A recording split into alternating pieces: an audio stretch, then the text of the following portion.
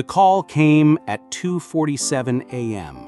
on a Tuesday, jarring me awake from the kind of deep sleep that only comes after 16-hour days at the accounting firm. The hospital's fluorescent bright voice cut through my grogginess. Stroke. Emergency room. Next of kin. Mom. I was dressed and in my car within 10 minutes, muscle memory taking over as my mind struggled to process the words. Stroke. At 73, Mom had always seemed invincible. The woman who raised 4 kids while Dad worked double shifts at the plant, who managed every family crisis with the efficiency of a military general. The idea of her lying helpless in a hospital bed felt fundamentally wrong, like the natural order had been inverted. The hospital's emergency room buzzed with that particular brand of controlled chaos that hospitals perfect. I found Mom in bed 7, looking smaller than I'd ever seen her, oxygen cannulas sneaking across her face. Her left side drooped slightly, and when she tried to speak, the words came out slurred but determined. David, honey, I'm okay. But she wasn't okay. The doctor, a tired-looking resident who couldn't have been older than 30, explained that Mom had suffered what they called a moderate stroke. Her speech would likely improve with therapy, but her fine motor skills were compromised. More importantly, for the immediate future, she wouldn't be able to manage her own affairs for weeks, possibly months.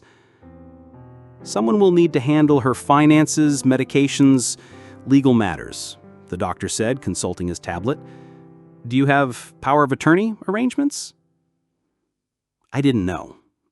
In all my 38 years, I'd never thought to ask Mom about such things. She'd always been the one handling everything, the one we all turned to when life got complicated. The reversal felt surreal. My siblings arrived in their typical order over the next few hours. Emma first.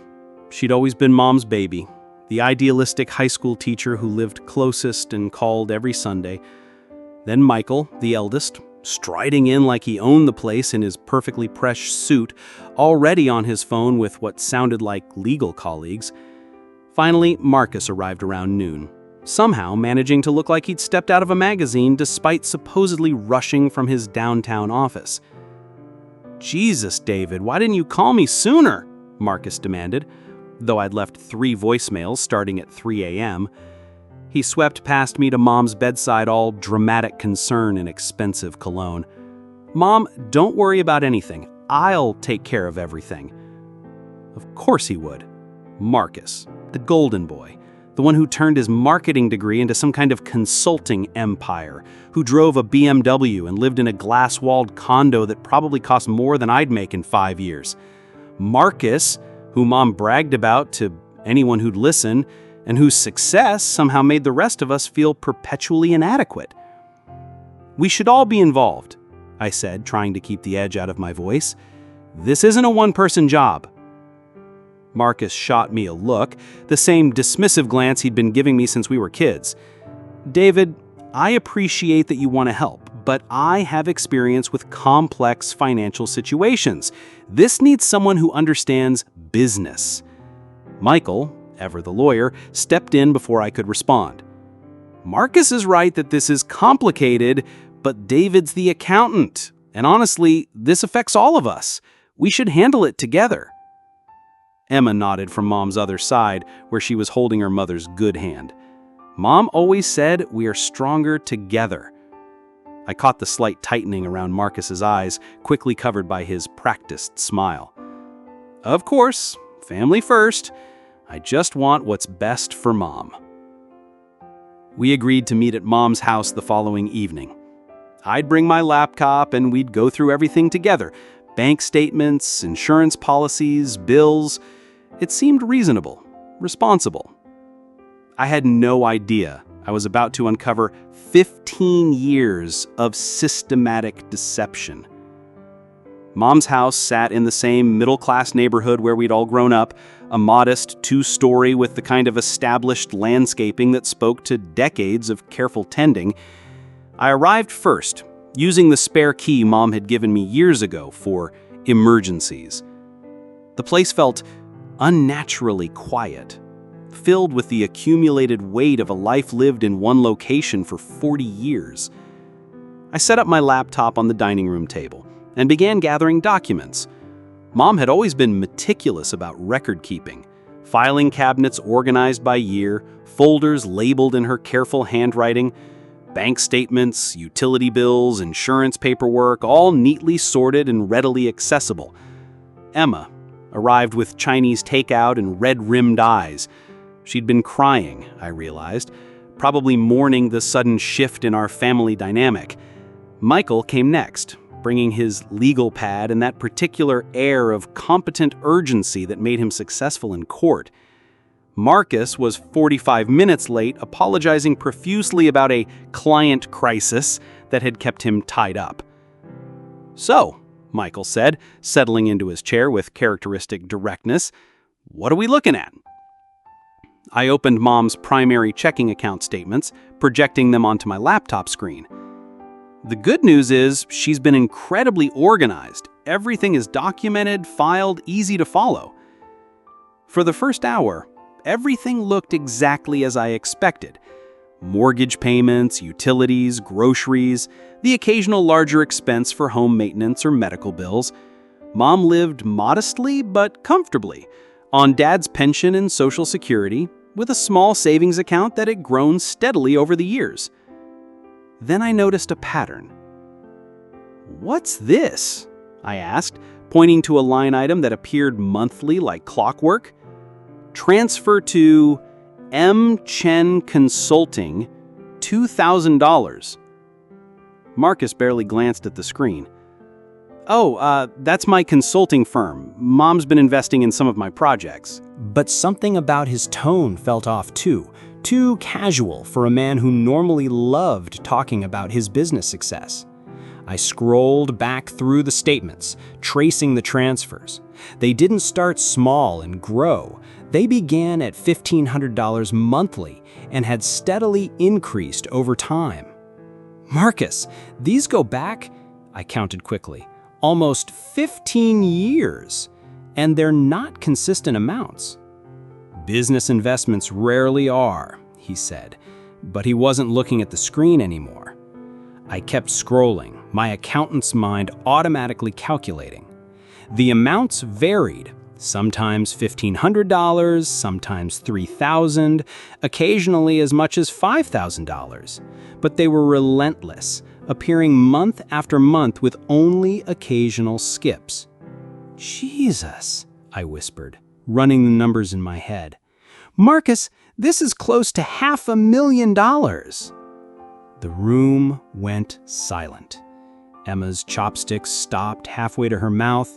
Michael set down his pen and stared at the screen. "That can't be right," Emma said. But I was already double-checking, pulling out my phone's calculator. 15 years, averaging roughly $2,500 per month, $450,000. Give or take. Marcus cleared his throat. "Look, I know it seems like a lot, but Mom insisted on investing in my business. She's been getting returns." "Where are the returns?" Michael interrupted, his lawyer instincts kicking in. "If these are investments, where's the documentation? Where are the payments back to her?" It's complicated. The returns are reinvested, building equity in the company." I was still scrolling through statements, and a new pattern was emerging. "Marcus, there are cash advances here, credit card withdrawals. These aren't coming just from her regular accounts." The comfortable family meeting was rapidly becoming something else. I could see it in Michael's posture, the way Emma's face was changing from confusion to alarm. Marcus, meanwhile, had gone from defensive to genuinely agitated. "I can explain everything," he said, standing abruptly. "I have all the documentation at my office, the investment agreements, the business plans. I'll bring everything tomorrow." "Why don't you have copies of investment agreements for your own mother?" Michael's voice had taken on that courtroom edge. "Because," Marcus paused, running a hand through his perfectly styled hair. Look, this is more complicated than it appears. Mom specifically asked me to handle things quietly for tax reasons. I'll bring the paperwork tomorrow and we can go through everything properly. He left quickly after that, claiming another client emergency. The three of us sat in Mom's dining room, surrounded by the evidence of our mother's financial life, trying to process what we'd discovered. $450,000, Emma said quietly. That's more than I make in 10 years. I kept staring at the screen, my mind racing through possibilities. Marcus's success had always seemed slightly mysterious to the rest of us. He claimed to run some kind of marketing consulting firm, but he was vague about clients and projects. His lifestyle certainly suggested success: the downtown condo, the BMW, the expensive clothes. But if he'd been taking money from Mom all this time... "We need to see those documents," Michael said. "Tomorrow." But I had a sinking feeling that tomorrow wouldn't bring the explanations we needed. Marcus didn't show up the next day, or the day after that. His phone went straight to voicemail, the generic recording that gave no hint of when he might return calls. I drove to his office building downtown, a sleek glass tower where his consulting firm supposedly occupied a suite on the 15th floor. The building directory listed M. Chen Consulting in small print, but when I asked the security guard, he looked confused. 1515? That's been empty for months, sir. The previous tenant moved out, maybe 6 months ago. My stomach dropped. Are you sure? Marcus Chen? Marketing consultant? I'm sorry, I don't know the name, but 1515 is definitely vacant, has been since the lease expired. I tried his condo building next. The doorman was more helpful, but brought worse news. Mr. Chen? Haven't seen him in several days. Actually, we've been trying to reach him. There are some certified letters piling up, and his parking space has been empty. How many days? I asked. The doorman consulted a logbook. Last sign-in was 5 days ago. The day before yesterday, building management asked us to do a wellness check. No answer at his unit. I sat in my car in the parking garage, staring at Marcus's empty space, trying to piece together what was happening. My brother, the successful consultant, Mom's favorite, the golden boy who could do no wrong, appeared to have vanished, and he'd been taking money from our mother for 15 years. The numbers kept running through my head as I drove back to Mom's house. $450,000. More money than I'd ever had at one time, more than most people saw in a lifetime. Where had all that gone? I spent the rest of that day diving deeper into Mom's financial records, and what I found made my earlier discoveries look simple. The transfers to Marcus were just the tip of the iceberg. There were cash advances on credit cards I didn't even know Mom had. A second mortgage on the house, taken out 3 years ago. Personal loans from her bank, all documented with her signature, but no clear explanation of purpose. By the time I finished, I understood that our family's financial situation wasn't just complicated, it was catastrophic. Mom's house, the one asset we'd all assumed was safe, was leveraged to the point that she barely had any equity left. Her savings were essentially gone. The stroke couldn't have come at a worse time. Even with insurance, the medical expenses were going to be devastating. I called an emergency family meeting, asking Michael and Emma to come over that evening.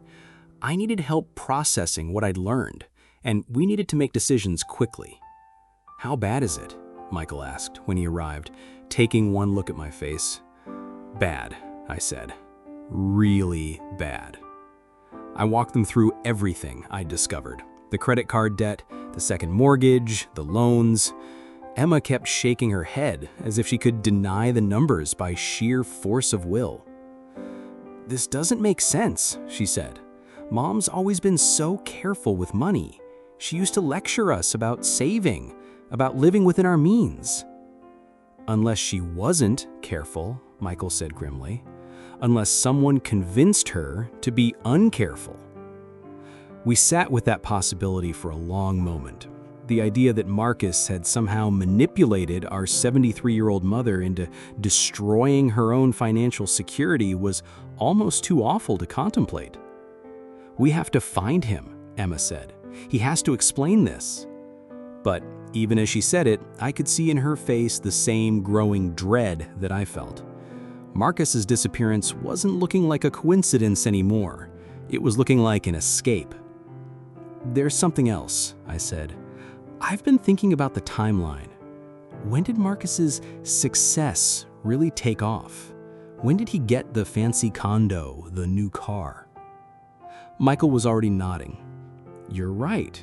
It was gradual, but maybe 5, 6 years ago? Around the time he claimed he landed that big consulting contract.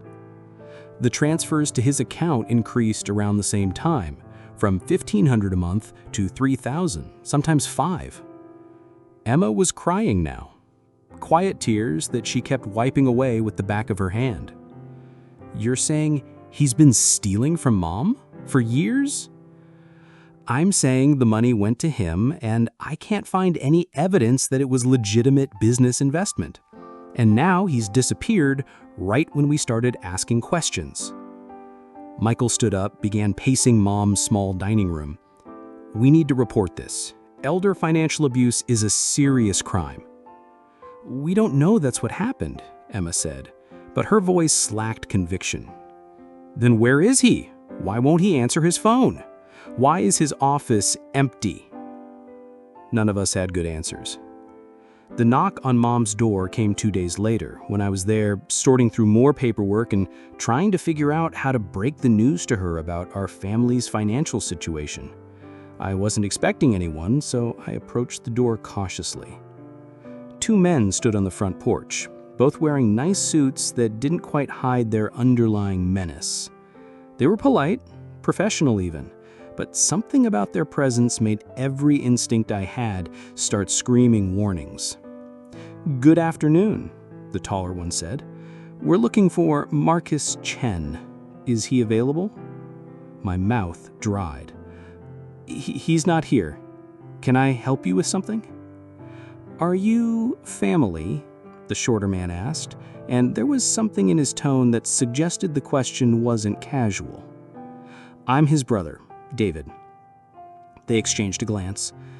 "Mr. Chen, we represent some business associates of your brother's.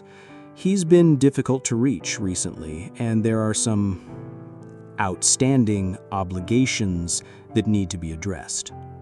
I felt like I was in some kind of movie, except the fear coursing through my veins was entirely real. "What kind of obligations?" "Financial ones, significant financial ones." The taller man's smile didn't reach his eyes. "Your brother has been involved in some high-stakes business ventures that haven't worked out as planned." High-stakes business ventures. The euphemism made my skin crawl. "I'm sorry, but I don't know anything about Marcus's business dealings," which was becoming more true by the day. "We understand, but family is family, isn't it? And this property," he gestured around Mom's front porch, "we understand it has some connection to Mr. Chen's business arrangements." My blood turned to ice. They knew about the house. They knew about Mom. "I think there's been a misunderstanding," I managed. "No misunderstanding, Mr. Chen. Your brother owes a considerable sum to people who take their business very seriously. We're hoping to resolve this amicably, but that requires Mr. Chen's participation." The taller man reached into his jacket, and I flinched, but he only pulled out a business card. Plain white, just a phone number printed in black. "When you speak to your brother, and we're confident you will, please have him call this number soon. We'd hate for this situation to become complicated." They left as politely as they'd arrived, but their message was crystal clear. Marcus owed money to dangerous people, and somehow our family home was involved as collateral. I stood on Mom's front porch for a long time after they'd driven away, trying to process what had just happened. My brother wasn't just a thief. He was a thief who'd gotten involved with people who made house calls to collect debts. I called Michael immediately. "You need to get over here right now," I said when he answered, "and maybe bring some of your law enforcement contacts." 20 minutes later, Michael was sitting at Mom's kitchen table, listening to my account of the visit with the kind of grim focus that told me he understood the seriousness of our situation. "Loan sharks," he said when I finished. "The polite threats, the mention of business associates, the emphasis on family responsibility. How bad trouble are we in?" Michael was quiet for a moment, thinking. "Depends on what Marcus actually signed, what he put up for collateral. But David, if they came here, if they know about this house, it's not good." They gave me 48 hours to contact Marcus. And if we can't? Michael met my eyes. Then we find out exactly how serious they are about collecting. That night, I barely slept. Every sound outside made me jump. Every car that drove past the house made me wonder if our visitors were returning. I kept thinking about Mom, lying in her hospital bed, unaware that her home, the place she'd lived for 40 years, raised 4 children, buried her husband from, might be about to disappear because of her favorite son's deaths. The next morning, I did something I'd never done before. I broke into my brother's apartment. The building manager, a harried-looking woman in her 50s, wasn't happy about letting me in, but when I explained that Marcus was missing and the family was concerned about his welfare, she reluctantly agreed to a wellness check. Marcus's condo was a shrine to his supposed success. Expensive furniture, a 60-inch television, art on the walls that looked like it had cost more than my car. But it was also clearly abandoned. Mail piled up by the door, food rotting in the refrigerator, clothes scattered around like he'd packed in a hurry.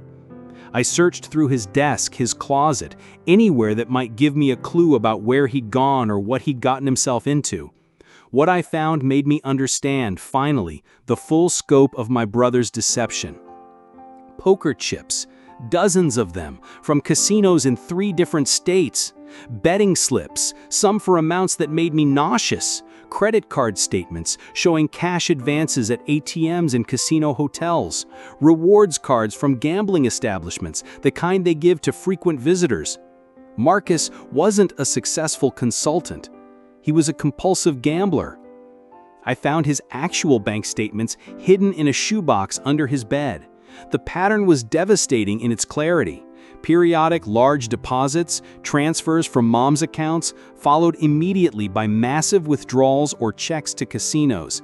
Every dollar our mother had given him, every piece of her financial security he'd taken, had been fed into slot machines and poker games.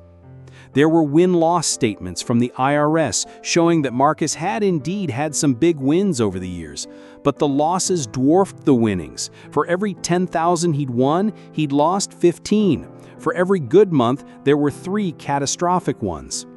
I sat on his expensive couch, surrounded by the evidence of 15 years of systematic deception, and finally understood what had happened to our family.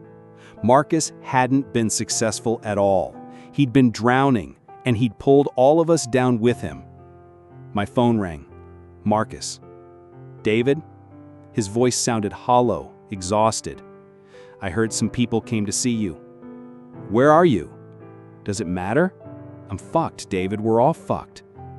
I could hear traffic in the background, the generic sounds of some highway rest stop. "Marcus, you need to come home. We need to figure this out." He laughed, but there was no humor in it. "Figure it out? I owe $300,000 to people who break legs for a living. I've stolen everything Mom has, and it's not even close to being enough. There's nothing to figure out." $300,000. The number hit me like a physical blow. "The house," I said, "is collateral for loans I can't repay. They'll take it, David. They'll take everything, and Mom will have nothing." I closed my eyes, trying to think past the panic that was rising in my chest. There has to be something we can do. Bankruptcy, legal protection. You think I haven't thought of that? These aren't the kind of people who care about bankruptcy courts. Then why did you do it? The question exploded out of me. 15 years of resentment and confusion finally finding voice. Why did you keep taking her money? Why didn't you get help? Marcus was quiet for so long I thought he'd hung up. When he finally spoke, his voice was barely a whisper. Because I kept thinking the next bet would fix everything, that I'd hit big, pay Mom back, and she'd never have to know. Every month I took money from her, I promised myself it was the last time. But the hole just kept getting deeper, and I couldn't stop digging.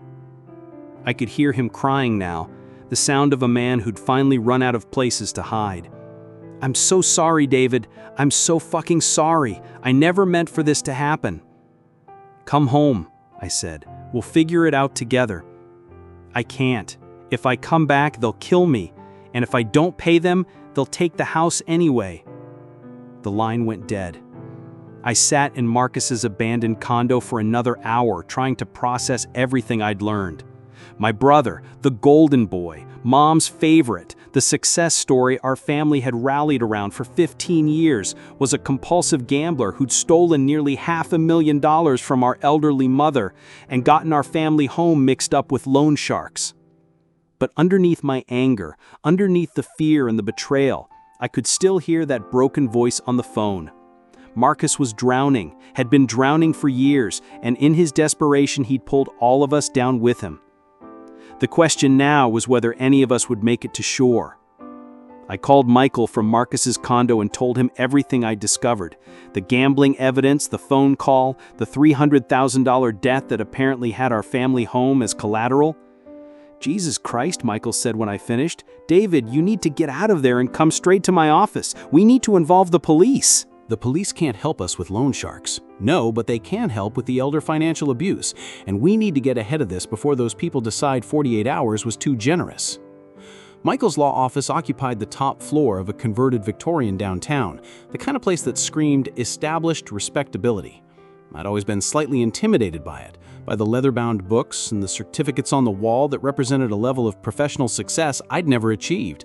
But that afternoon, as Michael walked me through our legal options, I was grateful for his competence. The good news, he said, consulting notes he'd been taking while I talked, is that elder financial abuse is a serious crime.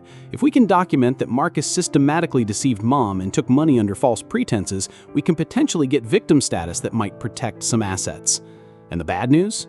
The bad news is that if Mom signed loan documents using the house as collateral, legitimate or not, we're looking at foreclosure proceedings. And if the people your brother borrowed from aren't legitimate lenders, he didn't need to finish the sentence. What about Mom? I asked. Do we tell her? Michael considered this. We have to. She's going to need to cooperate with the investigation, and she has a right to know what's happened to her finances. I dreaded that conversation more than almost anything I'd ever had to do. How do you tell your 73-year-old mother lying in a hospital bed recovering from a stroke that her favorite child has stolen her life savings and put her home at risk? We drove to the hospital together that evening. Mom looked better than she had since the stroke. Her speech was clearer, and she was sitting up in bed watching the news. She smiled when she saw us, the kind of genuine pleasure that made what we were about to do feel even crueler.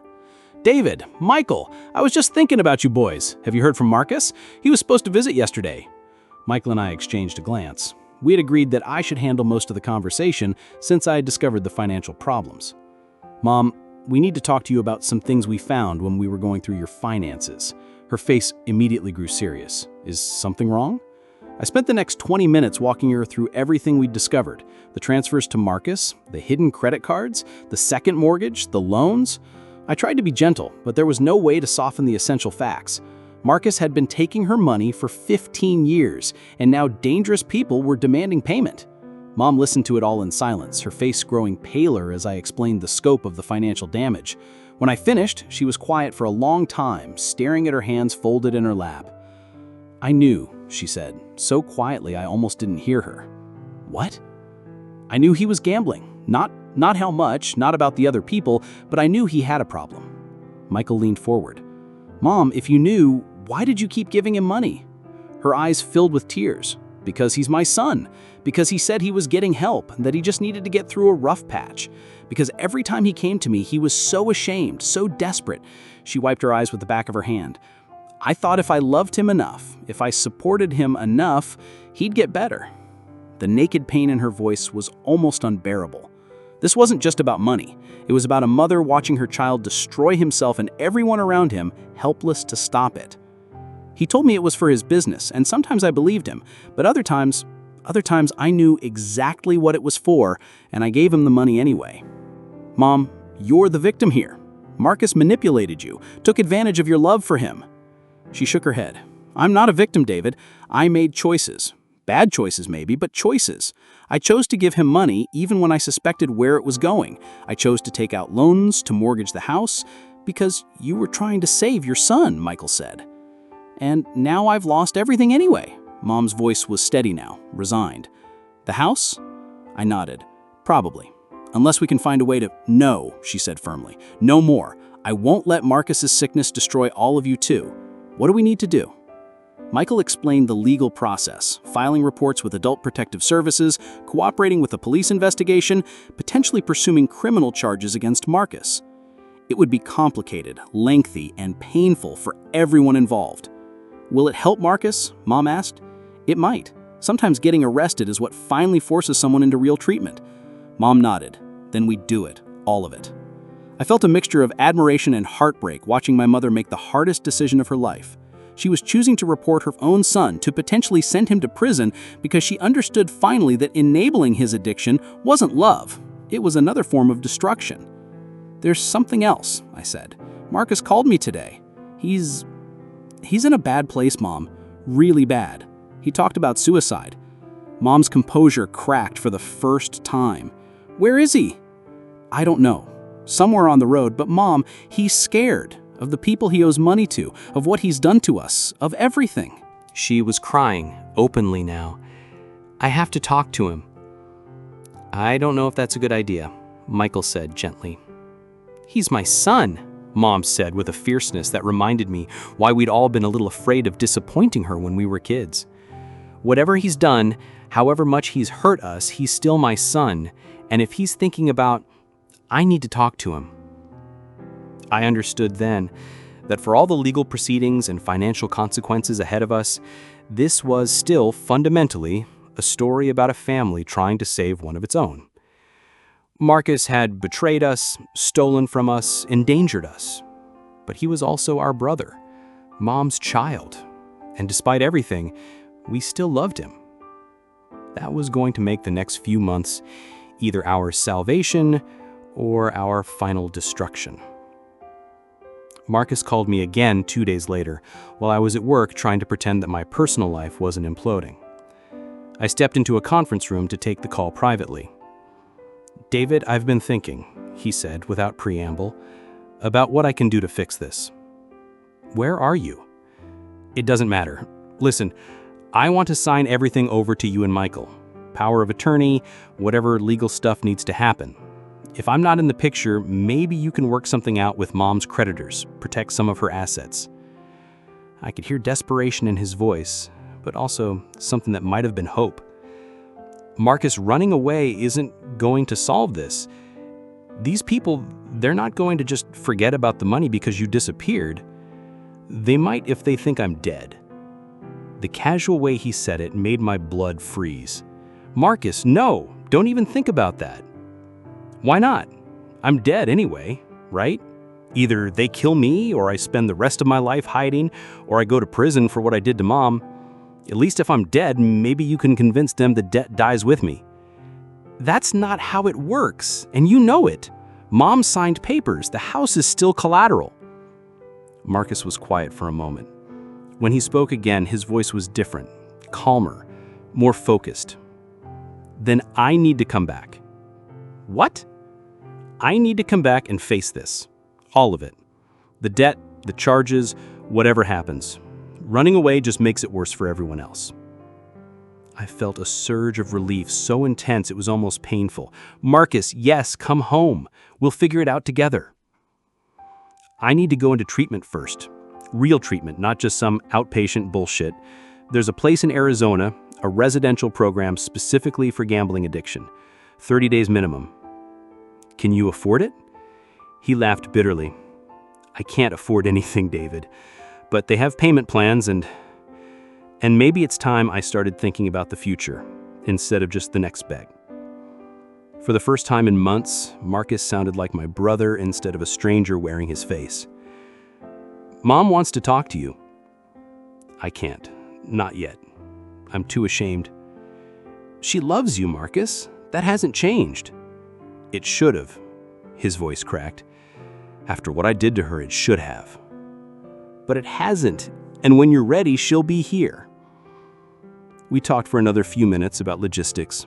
Marcus would drive to Arizona, check himself into the treatment facility, and call me with contact information. In the meantime, Michael and I would move forward with the legal proceedings, both the criminal complaint and whatever civil protections we could arrange. David, Marcus said before hanging up, I know this doesn't fix anything. I know I've destroyed everything, and I'll probably never be able to make it right. But I want you to know, I never meant for this to happen. I love you guys. I love Mom. I got lost somewhere along the way. We'll find you. However long it takes, we'll help you find your way back. After he hung up, I sat in the empty conference room for a long time, staring out at the city skyline. My brother was a thief and a liar who'd stolen our mother's life savings and endangered our family. He was also an addict who'd been drowning in his own compulsions for 15 years, too proud or too ashamed to ask for help until it was too late to save anything but himself. Both things were true, and somehow we were going to have to find a way to live with that contradiction. The courtroom was smaller than I had expected, with that institutional beige color scheme that seems to be mandatory for government buildings. I sat in the front row with Michael and Emma watching Marcus stand before the judge in an orange jumpsuit that made him look younger and more vulnerable than I'd seen him in years. The plea hearing was a formality. Marcus had already agreed to plead guilty to elder financial abuse, fraud, and a handful of other charges that carried a combined potential sentence of 8 years in prison. His lawyer, a public defender who looked like she was handling 12 cases simultaneously, had worked out a deal: 3 years in prison, 5 years probation, and full restitution to the extent possible. Mr. Chen, the judge said, consulting the file in front of her, you understand that by pleading guilty to these charges, you're admitting to systematically defrauding your elderly mother out of nearly $500,000 over a period of 15 years? Yes, Your Honor. Marcus's voice was steady, clearer than I'd heard it in months. The 30 days in Arizona had helped, though it would take years of work to address the underlying addiction. He'd been attending Gamblers Anonymous meetings in jail, working with a counselor, slowly beginning to understand the scope of what his compulsions had cost our family. And you understand that this plea agreement requires you to cooperate fully with efforts to recover stolen assets and make restitution to your victim? Yes, Your Honor. The judge looked down at Marcus with the kind of expression that suggested she'd seen too many similar cases. Mr. Chen, I've read the victim impact statements from your family members. Your mother, who is 73 years old and recovering from a stroke, lost her home because of your actions. Your siblings have had to completely restructure their lives to care for her. The emotional and financial damage you've caused is extraordinary. Marcus kept his head down, but I could see his shoulders shaking slightly. However, the judge continued, I also see that you've taken responsibility for your actions, entered treatment for your gambling addiction, and are cooperating fully with restitution efforts. The court accepts your guilty plea. She sentenced him to 3 years in state prison, with the possibility of parole in 18 months if he continued treatment and maintained good behavior. As the bailiff led Marcus away, he turned to look at us one final time. His eyes met mine across the courtroom, and I saw in them a mixture of gratitude, shame, and something that might have been hope. Outside the courthouse, Emma was crying again. She'd been doing that a lot over the past 6 months, mourning not just our financial losses, but the brother she thought she knew. 3 years, she said. Is that enough? Michael put his arm around her shoulders. It's not about enough, Em. It's about what comes next. What came next, we'd learned, was complicated. The house was indeed gone, sold to pay off the legitimate debts and settle with the less legitimate creditors who had made their threatening visits. Mom was living in a modest apartment in a senior community that I could just afford with help from Michael and Emma. Her medical bills were manageable with Medicare and the insurance settlement we'd negotiated as part of the victim restitution process. The loan sharks had disappeared after Marcus entered treatment, and we'd involved law enforcement. Apparently, even criminals have limits on how much trouble they'll accept for a debt that might never be collectible. Or maybe they'd simply written off the loss and moved on to other victims. Marcus had been working in the prison library, making 50 cents an hour and sending every penny to Mom as restitution. At that rate, he'd need about 300 years to pay back what he'd stolen, but the gesture mattered. He was also completing his GED. He'd dropped out of college junior year, another lie we'd discovered, and taking courses in addiction counseling. "I want to work with other gambling addicts when I get out," he told me during one of our monthly visits. "Maybe I can help other people before they destroy their families like I destroyed ours." It wasn't a noble goal, though I wasn't sure our family would ever be undestroyed. Emma had forgiven Marcus completely, in that generous way that made her both a wonderful teacher and, occasionally, a terrible judge of character. Michael maintained a carefully cordial relationship, treating Marcus like a client more than a brother.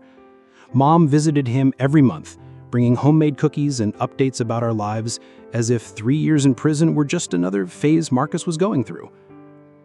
I fell somewhere in the middle. I could see that Marcus was genuinely trying to change, genuinely remorseful about what he'd done. But I also saw Mom counting coupons at the grocery store, living in a studio apartment after 40 years in the family home. I saw Emma working summer school to help with Mom's expenses, and Michael taking on extra cases to contribute to the family support fund we'd established. The financial damage was fixable, slowly. The emotional damage was more complicated. Marcus got parole exactly 18 months into a sentence, as his lawyer had predicted. I picked him up from the state correctional facility on a Tuesday morning in March, driving the same Honda Civic I'd had for 8 years because new cars weren't in the budget anymore. He looked different walking out of prison than he had walking in. Thinner, more serious, with gray threading through his hair that made him look closer to his actual age. The expensive clothes and confident swagger were gone, replaced with secondhand jeans and a cautious way of moving through the world. "Thank you," he said as he got into the passenger seat, "for picking me up, for visiting, for not giving up on me. You're still my brother," I said, though the words felt complicated in ways I couldn't fully articulate.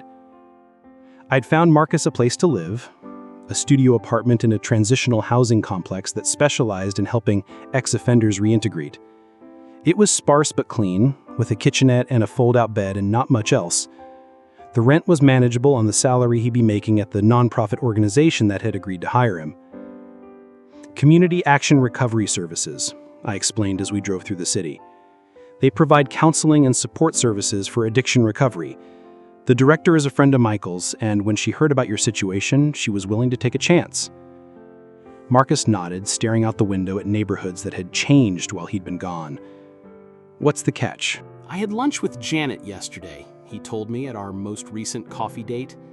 "Remember her? The woman from my first day at work?" I remembered. The gambling addict who'd lost her house and marriage, but was slowly rebuilding. "She's getting married again," Marcus continued, "to someone she met in her support group. They're buying a house together." "That's great," I said, and meant it. She told me something interesting. She said the hardest part of recovery wasn't stopping gambling. It was learning to believe she deserved good things, that her past mistakes didn't disqualify her from having a future. I could see where this was going. "And how do you feel about that?" Marcus stirred his coffee thoughtfully. "Like maybe she's right. Like maybe at some point I have to stop punishing myself for who I used to be and start figuring out who I want to become." "Who do you want to become?" He was quiet for a moment, considering. "Someone Mom can be proud of again. Someone you and Michael and Emma can trust.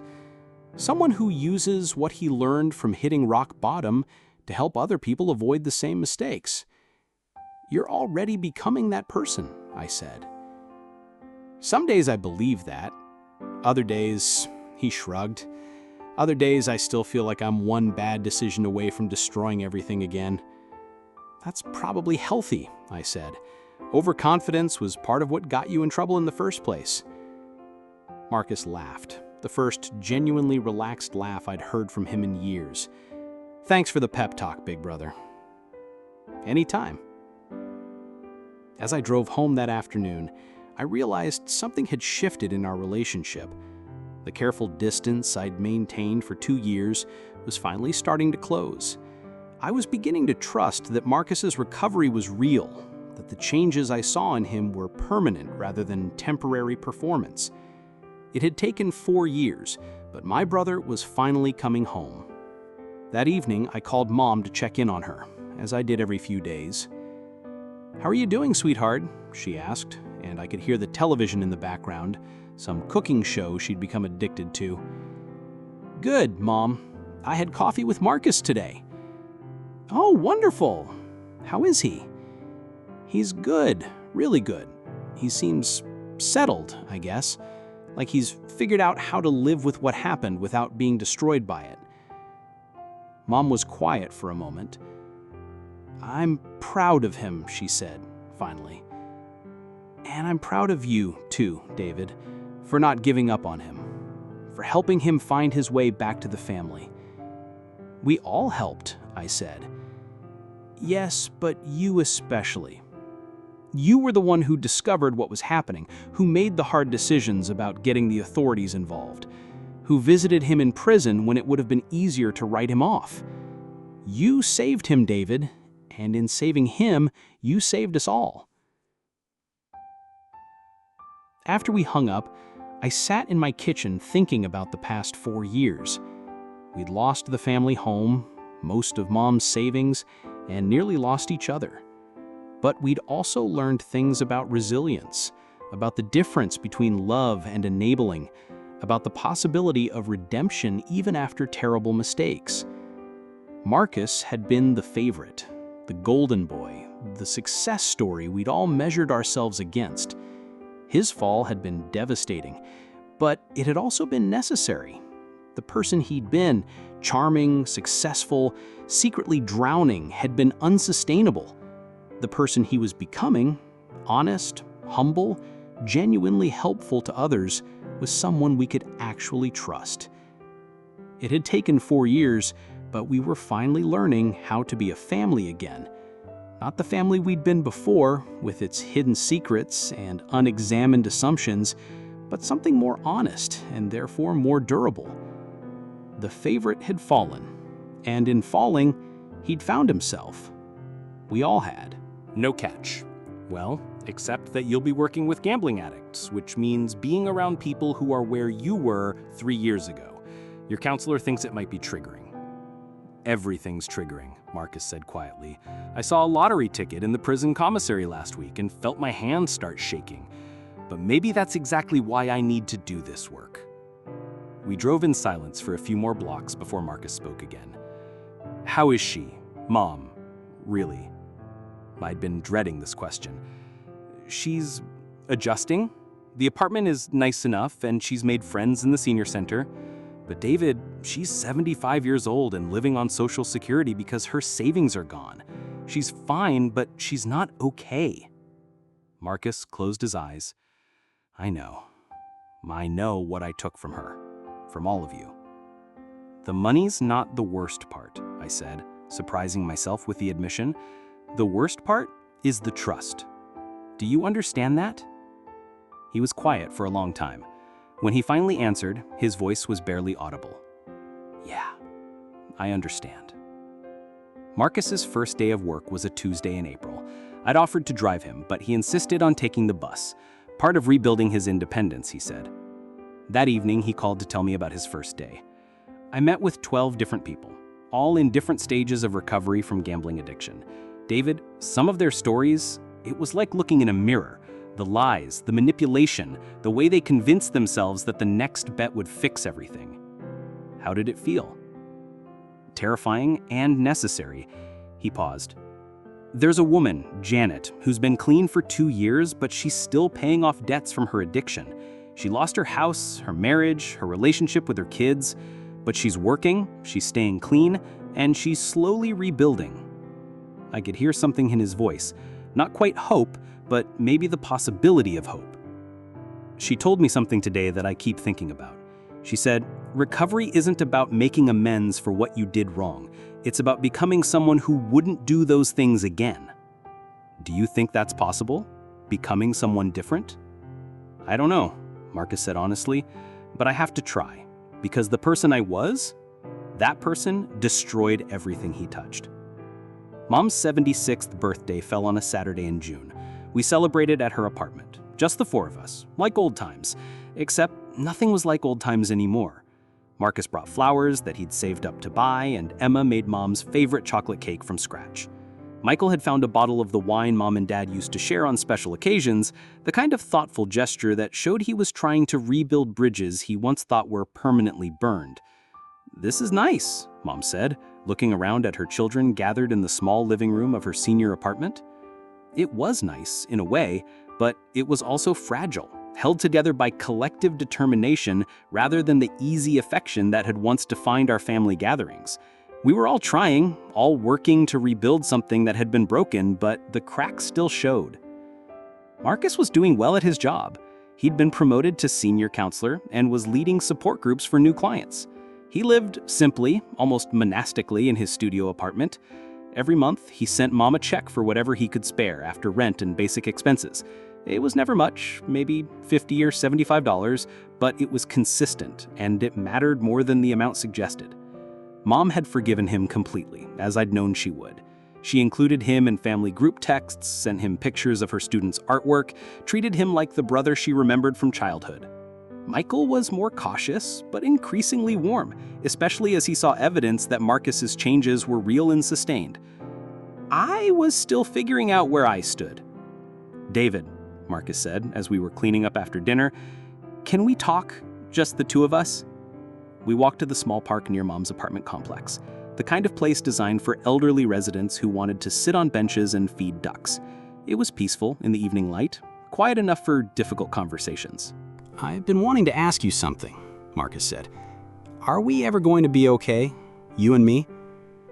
I've been wondering the same thing for months. I don't know. I want us to be. But I sat down on one of the benches, trying to find words for feelings I've been carrying for 2 years.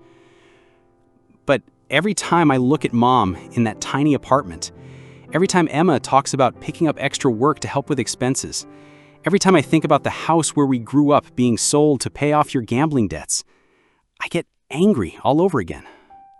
Marcus sat down beside me, maintaining careful distance. You should be angry. What I did was unforgivable. Don't say that, I said sharply. Don't make it easy by calling it unforgivable, because then you get to stop trying to earn forgiveness, and I get to stop trying to give it. He looked at me with surprise. I don't understand. Forgiveness isn't something that just happens, Marcus. It's work.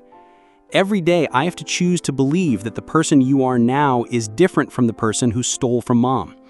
Every day I have to choose to believe that you won't relapse, that you won't disappear again, that this recovery is real. That's exhausting. Marcus was quiet for a long time, watching the ducks paddle around the small pond. What can I do? He asked finally. Keep doing what you're doing. Keep showing up. Keep being the person who wouldn't steal from his own mother, who wouldn't lie to his family, who wouldn't disappear when things get hard. And if I do that, if I keep showing up, keep staying clean, keep trying to make amends?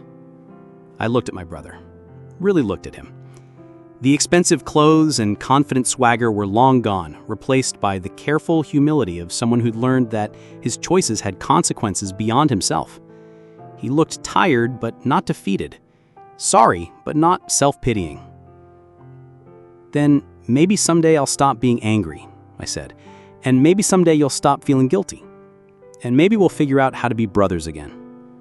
Marcus nodded. I'd like that. Me too. We sat in comfortable silence for a while, watching the sun set over the park. It wasn't forgiveness, not yet, but it was something. An acknowledgement that forgiveness might be possible, that our family might find a way to heal from the damage Marcus's addiction had caused. It was a beginning. Marcus has been clean for 4 years now. He still works at the recovery center and he's good at it. Good enough that they've made him assistant director. He lives in a better apartment now, though still modestly, and he saved enough money to buy Mom a new television for her birthday. Mom is doing well at 78. She's made friends in her senior community, volunteers at a local literacy program, and has adapted to her smaller life with the resilience that's always defined her. She still visits Marcus regularly, though now it's at his workplace rather than in prison. Emma got married last year to another teacher, a quiet man who makes her laugh and treats her kindness as the gift it is. Michael made partner at his law firm and bought a house big enough that Mom has her own room when she visits for holidays. I'm still working at the same accounting firm, though I've been promoted to senior manager. I bought a house too, nothing fancy, but it has a spare bedroom where Mom stays when she wants to get away from senior living for a few days. The family dinners are easier now, more natural. The careful politeness has given way to something that feels more like the relationships we had before Marcus's addiction tore us apart. We tell jokes, argue about politics, share stories from our work and daily lives. It's not exactly the same as it was. Some innocence is gone forever, but it's real in a way that maybe our old family dynamic never was. Marcus and I have coffee together once a month, a tradition that started awkwardly but has become something I look forward to. He's dating someone, a woman named Sarah who works at a nonprofit and understands the complexities of recovery. He's cautious about the relationship, hyper-aware of how his past has the potential to hurt people he cares about, but he's also allowing himself to imagine a future that includes more than just penance.